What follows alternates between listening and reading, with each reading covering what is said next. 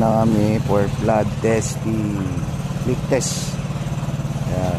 Siguro mga ano to, 5 truck na 5 balik.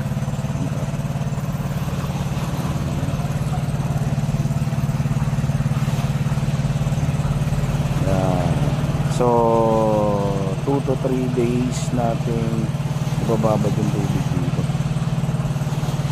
para malaman natin kung meron siyang leak. Sa mga gusto po magpagawa ng swimming pool, message lang kayo dito or visit our page, Dr. Swimming Pool. I'm Randy, doctor nga po pala, contractor po na swimming pool. Okay, thank you guys, thank you.